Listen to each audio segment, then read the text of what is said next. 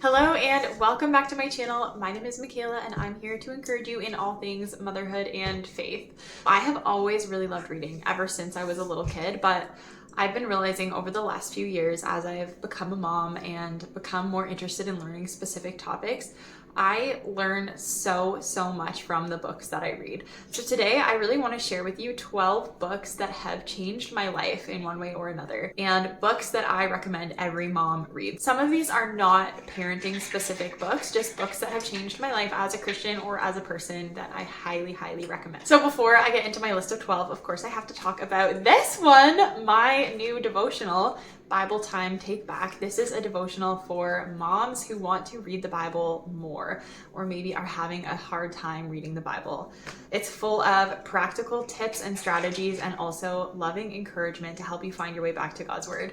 Yours, of course, won't have this pretty gray band over it. That's just because this is my proof copy, but it's finally out now. So I will put a link in the description so you can grab that. It's available as a physical book like this. It's about 60 pages, so not too intimidating to get started on. Or you can grab it on Kindle for $2.99, and it's also available on Kindle Unlimited. So if you use Kindle Unlimited, you can read it for free. I want it to be very accessible to you, so that's why I made sure the Kindle version is only $2.99. I love a good Kindle bargain, and I actually do most of my reading on my Kindle. So with the books that I'm going to be showing you, I own a few of them in the physical copy, but a lot of them I just read on my Kindle. I love my Kindle for saving space, but also for saving money, because often those Kindle versions are fairly inexpensive, or they go on a great sale, or like I said, a lot of good stuff is on Kindle Unlimited. So number one is Fervent. This book completely changed my perspective on prayer and the way that I pray. It's by Priscilla Shirer. Maybe you hear book on prayer and it sounds kind of lame, but this book is not lame at all. She challenges us to really take seriously the battle that we are in. We are all in a spiritual battle, whether we're aware of it or not, but when we're aware of it, we can be on our guard and praying proactively over our family and the various areas of our life that she mentions. So highly recommend this one. The next one I read on Kindle, and that's the book Create Anyway by Ashley Gadd. She specifically talks about creating as a mom and some of the unique challenges that are presented, but also she shares so much encouragement for moms about the way our creativity can change and grow in really beautiful ways once we are moms, and she draws a lot of parallels between creating and motherhood. So that is another book that I really love. Whether you consider yourself a creative person or not, I think you would really enjoy reading that one. Number three is this book, Take Back Your Family. I've learned so much from this book about the history of family over the last few decades, how things kind of changed, and about God's original design for family. Because I think as Christians, it's easier to look to the nuclear family as God's design, when really God's design is so much bigger and greater than just the nuclear family. And it goes back to the beginning of time. So I learned a lot about God's original design for family, and now I can't stop learning. So this author also has the Family Teams podcast. That one is also, that's a great way to continue learning, but I definitely recommend reading the book first to lay the foundation. The next one I read on Kindle, The Lazy Genius Way, and she has a podcast as well. She basically helps you simplify every area in your life and come up with systems and routines.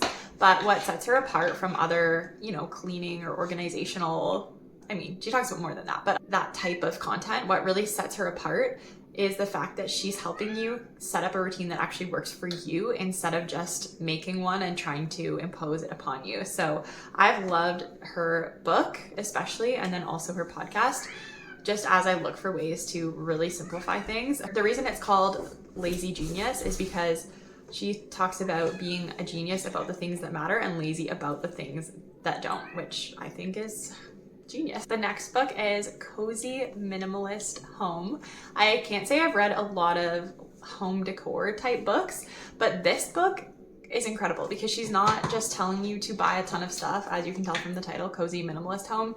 She's telling you how to work with what you have and how to actually set up the bones for a well-designed room instead of just slapping a bunch of stuff over top. So I learned so much from this book about what size a rug should be, and how do you decide what color to paint your wall? When do you decide what color you should paint your wall? What order should you set things up in and decorate in? How big should prints be if you're hanging them on the wall? Most of us are hanging things that are awkwardly small and we wonder why it looks weird. I learned so much from this book, things that have really stayed with me, but I've always felt like this is the only home decor book that I need. It covers all the bases.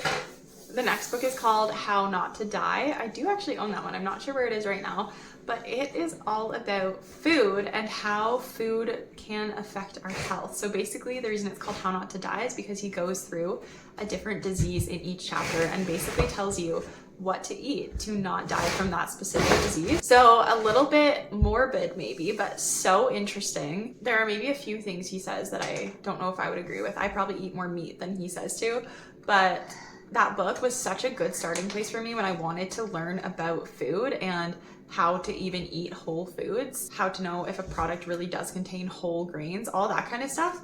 So that book is a great starting point if you're looking to learn more about food and become healthier in that area. The next one I also read on Kindle, The Ruthless Elimination of Hurry by John Mark Comer. I've always been looking for ways to kind of slow down in life. That book has so many practical tips and just things to consider as you are shaping your life and your schedule. That's the first place I really learned about Sabbath and what that can look like in our modern day world. He also talks about living a quiet life, and that really struck me at that point because that was still when I believed that if I wanted to write, I needed to build some kind of big social media following and have some kind of public presence. And I remember reading that and thinking I didn't really want that lifestyle of some kind of big following and big public presence, but I felt like I couldn't slow down and truly live a quiet life, which it's cool to look back on that now because I feel like God has really showed me over and over again that it is possible to write and even potentially someday make money writing and still live a quiet life where my main focus and time is spent with my family. Whether you feel like you are overrun and too busy, or maybe you feel like you're already doing okay, but I still recommend reading that book and seeing how you can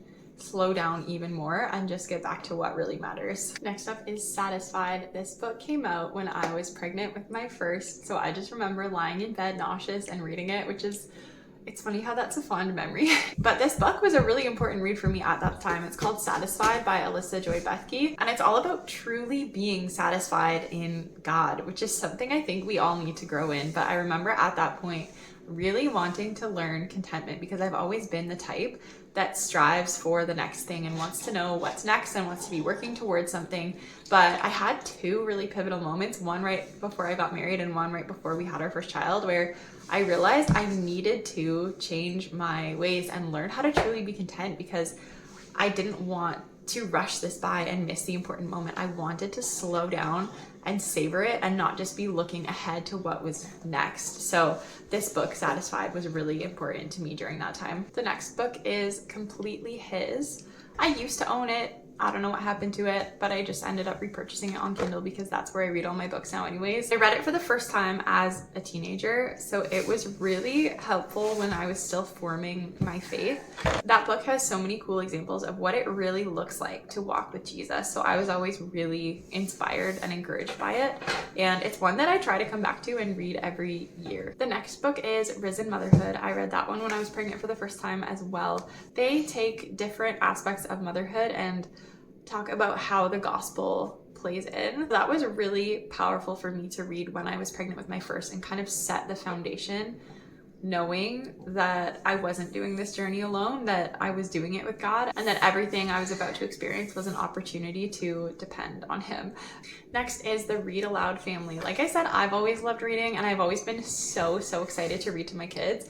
And I was that crazy lady reading books to my growing belly when I was pregnant for the first time. But that book really validated my desire to read to my kids and got me excited to continue to read to them as they grow. She gives ideas of different books that you can read at different ages and shares a lot of scientific information about the impact of reading to our kids. The next one is The Life-Giving Parent by Sally Clarkson and her husband. I don't know why I cannot for the life of me remember his name right now, but they wrote that one together. I've read a few of her books and I really love all of them, but it's cool to hear their perspective together and some of the things they were really intentional about from the time their kids were really young in order to raise them intentionally in life-giving ways and raise them up to know Jesus. So that's another book that I highly recommend, and one that you might even want to go through with your husband. We've done that a couple times before. We choose a book and then read a chapter together and discuss it. Actually, I want to do that again soon. I love reading things with my husband. It makes it more fun and gives a new perspective to it. So anyways, those are 12 books that have changed my life in one way or another. I will link all of those books below, and right at the top will be the link to grab my new devotional for moms. So thank you so much for watching. If you want to stick around here, definitely hit subscribe and